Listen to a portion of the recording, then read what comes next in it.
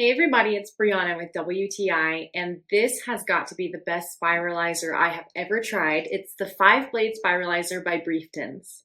After switching over to a low-carb diet, I was looking for a good spiralizer that would be able to make zoodles without a lot of manual labor. I had one that was manual and it was such a pain and I was always hurting myself. If you're using a zucchini like I am here to make zoodles, you're just going to cut off the two ends and then you're just going to insert it. They have little spikes that you can stick it onto, and then you just start spinning away, applying a little bit of pressure, and in no time, seriously, no time, you're going to have tons of perfectly spiralized zoodles. At the end of making your zoodles, this is all you're left with, just the core of the zucchini.